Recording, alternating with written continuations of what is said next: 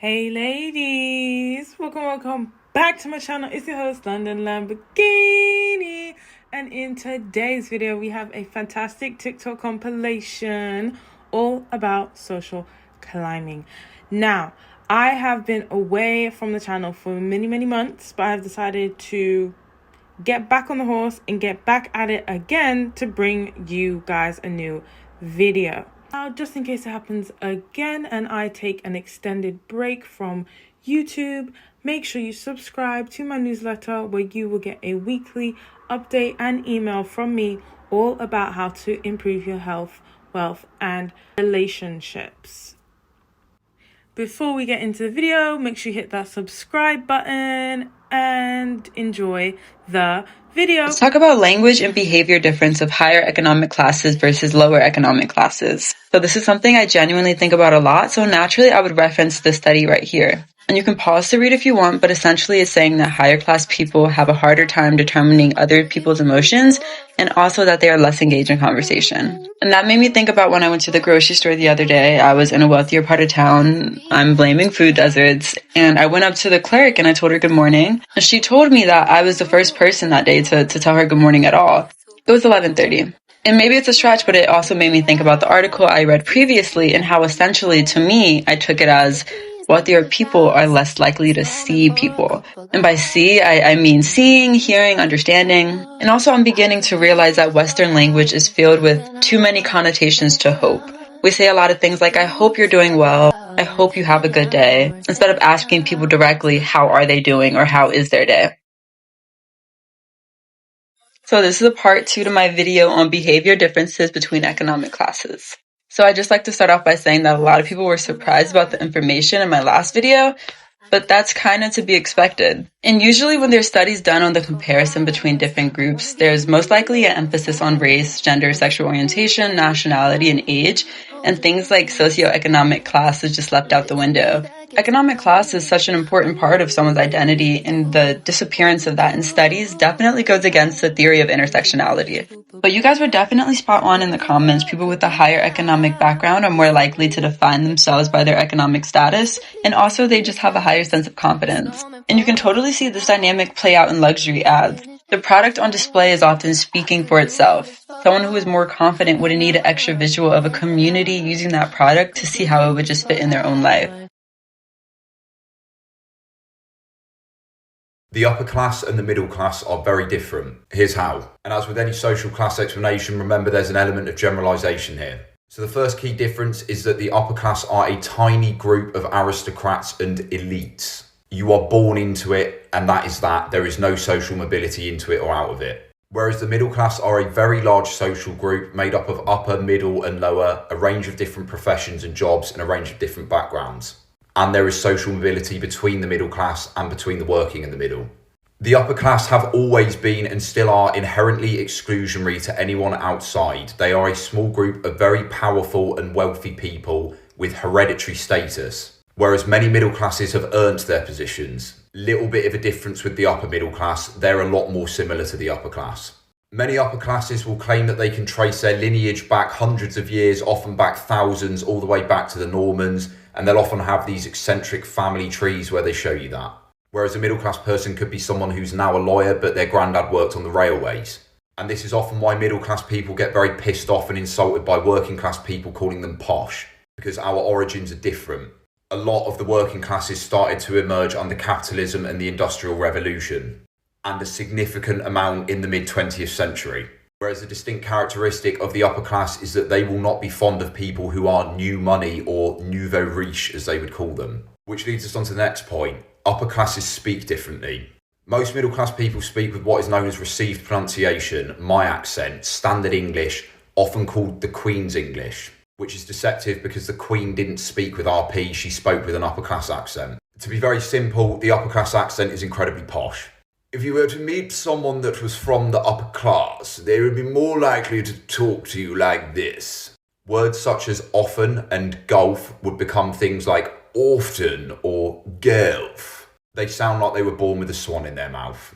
Some upper middle classes speak more similar to this, a prime example being Jacob Rees-Mogg. The reason so because they think that they're upper class and they want to be associated with them. That said, there is more crossover with the upper middle class and the upper class because they've gone to the same schools quite often and they've fucked each other and then had kids. David Cameron being a prime example. Another difference is the hobbies and interests that they have. Traditionally, upper class pursuits have included things like grouse hunting, pheasant shooting, flamboyant dinner parties at their country estates, and exploiting poor people for 1,000 years while simultaneously brainwashing them that that is the right thing for them. Coronation. I'll go into this more in part 2. A final difference is that often the upper class have had nannies and home educated their kids. If they were going to send them to school, it would be a select group of public schools. Again, deceptive, they're not public, they're private. Schools like Winchester, Harrow and Eton. Those are the key differences. If you found this interesting, follow for part 2. Being middle class is not about how much you earn. This is the most common misconception people have about what it means to be a member of a certain social class, and understandably so. Because traditionally, the middle classes will have earned more than the working classes and the upper classes more than both of those groups. But things are changing and income doesn't determine what social class you're in. Social class is more determined by your values, your culture, your line of work and your background. But the complicated thing with social class is that there are always exceptions to the rule. But I'll give some obvious examples of what it means to be middle class compared to working class. In education, traditionally, the middle classes have always put more emphasis on staying in school and getting more qualified, whereas working class culture has traditionally been more about getting into a job as soon as you can and starting to earn money.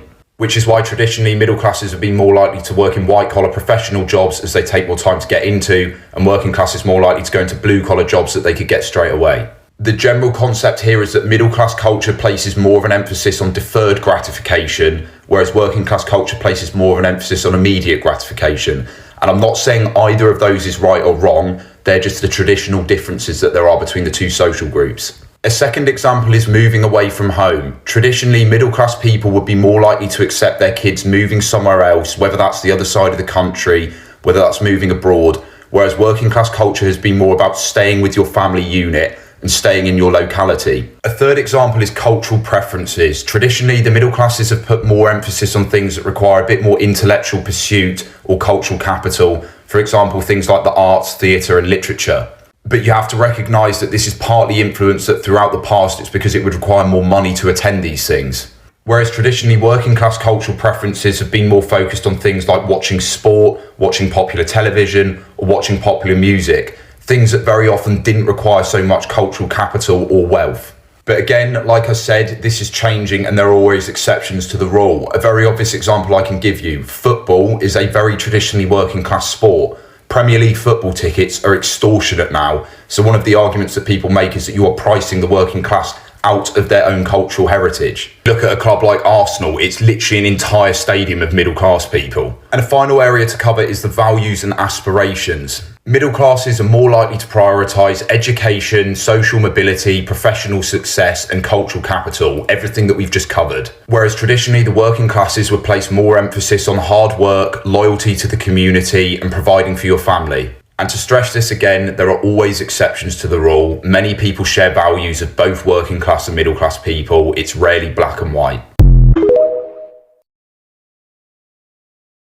What's your social class? Bruh. Let's rewind a bit. Paul Fussell, in his insightful and hilarious book, Class, attempts to delineate the various social classes. Like most of us, he categorizes society into 3 primary classes: lower class, middle class, and upper class. Fussell uniquely, however, distinguishes the middle class from the others by their need to work to uphold their social status. So, for instance, a plumber, teacher, and doctor could all be middle class if their work is essential to maintaining their status.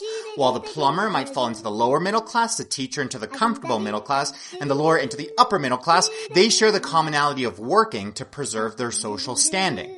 Interestingly, both the lower and upper classes are also united, but by their relationship to the lack of work. The lower class struggles with no work or unstable work, whereas the upper class possesses sufficient wealth or assets, making work a choice rather than a necessity. They don't have to work. Another interesting aspect uniting the extreme poor and the extreme wealthy is being out of sight. The wealthy are out of sight because they live on secluded estates and jet off around the world without having to interact with the peasants, while the extreme poor are out of sight because they are either institutionalized or incarcerated. So, what do you think? Did Fussell hit the mark? Or do you have different opinions? Put a finger down challenge, but I'm not going to tell you what it is till the end. What I will tell you is that when I was presented with this list, it kind of felt like being punched in the chest, and I had to reevaluate a lot about myself. Definitely think about whether or not these items were true in your childhood and whether or not they're true now, because for me, they're different. Put a finger down if you have stairs inside the place where you live. Put a finger down if you own ice skates or roller skates or rollerblades. Put a finger down if you have painted any room where you live. Put a finger down if you were a part of dance lessons or you played sports. Put a finger down if your parents own their own home, whether or not it's under a mortgage. Put a finger down if you have name brand food of any sort in your cupboards. Put a finger down if you have like a spare refrigerator or like a spare like deep freeze. Put a finger down if your hair care products cost more than 99 cents. Put a finger down if you have gone on vacation. Finally, put a finger down if you have a bed frame. To a subset of our US population, that list consists of things that are the trappings of the upper class. How does that compare to how you see the US? Thank you so much for tuning into this video and staying until the end. I'm going to start posting new videos every single day, so make sure you hit that subscribe button.